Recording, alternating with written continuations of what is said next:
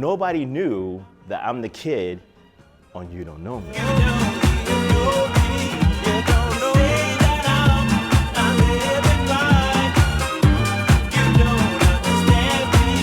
Hey everybody, this is Dwayne Harden, and this is the making of You Don't Know Me, but now you do. I went to school at Boston University. I grew up in Savannah, Georgia. In Savannah, it was mostly hip hop. I used to actually rap when I was in school with my cousin. Don't know if I won any rap battles, but I was pretty good at rhyming and writing things very quickly. When I went to BU, I got introduced to house music because I used to go to this club called The Loft, where this guy, DJ Bruno, and who we all know now as Armand Van Helden, used to DJ.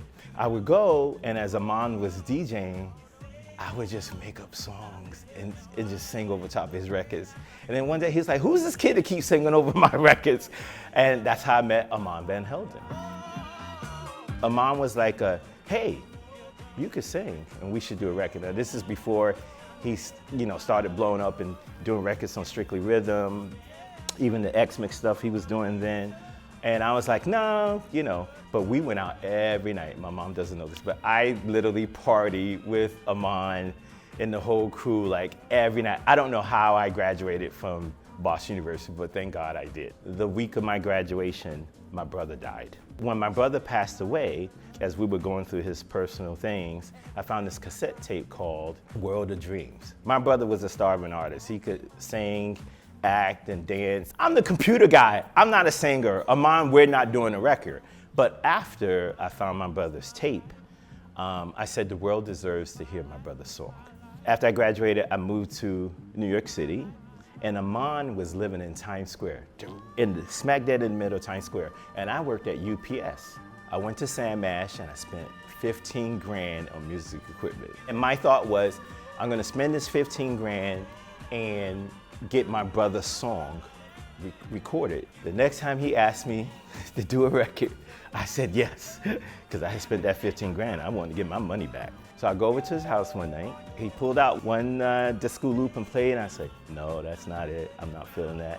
Pulls out the second one. I'm like, no, that's not it. He pulls out the third one, and I said, ooh, there's something here I like. I'm a big fan of strings. And I was like, ooh, I like this sample.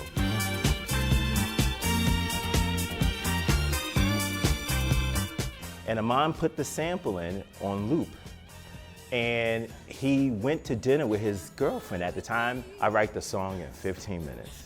So Armand and Vicky comes back, and I'm like, bro, I wrote the song. Oh, let me hear it. So I sing it. He was like, okay. And I was like, let's record. But again, I'm not a singer. And so I'd never really done this. So, I was nervous. So I said, Armand, you go, and let me just do this. So he left me in his living room, standing, singing, You Don't Know Me, and went in the bedroom with his girlfriend. You don't know me. You say that I'm living mine. You don't understand me.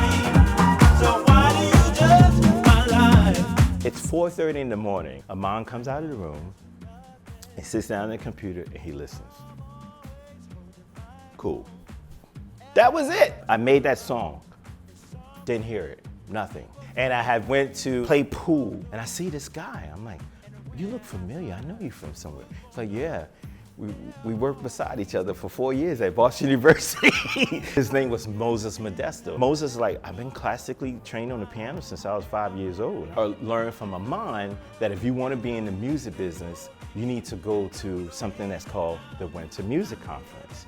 So I got together with Moses and we recorded these 6 songs. So we come down here to Miami and we're just I'm running around trying to give out this cassette tape to everybody. And then, you go out at night to the clubs and I'm hearing this song and I'm like, that's me.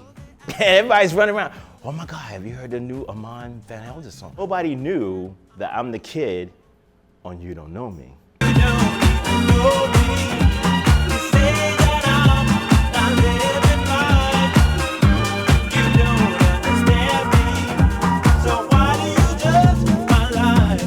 You Don't Know Me like happens, and I'm sitting at my desk at UPS and I get a phone call and they said, yeah, you gotta hop on a plane. I said, for what? Your song is #1 in England and you're gonna be on a show called Top of the Pops. So I go to fly to England, but I started learning something. Wait a minute, this song is #1. My name is not even on the record. It just says Armand Van Helden, so I got smart. I'm not getting on that plane, so first of all, you give me a little bit of money and you make sure my name is on the record. I'm tired and I had enough. It's my life and I'm living it now. You don't know, you don't even know me. You don't know me that I'm not living right. You don't understand, oh, so why do you judge my life? The song just took off. Again, I wrote it in 15 minutes and didn't think anything of it. I was literally an overnight success. And people say the fact that, my brother passed away and I still never recorded his song, but that I set out on this mission that my brother was my guardian angel. And that's why I had the overnight success with You Don't Know Me. And it just went from there. I had signed a publishing deal with EMI Records, but Ms. Gladys Pizarro wanted me at Strictly Rhythm, right?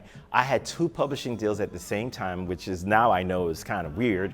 One said non-dance orchestrations, and that's how they both were able to give me a publishing deal at the same time for both of their records. But yeah, it was an overnight success, and of course I didn't let it go to my head because I still am to this day a club kid.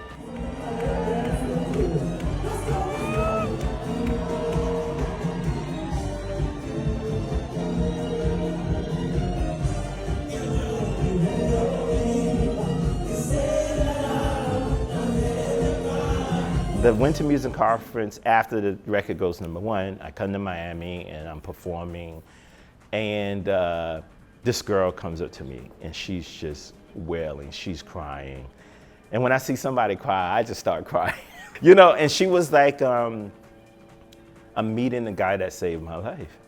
And I said, what are you talking about?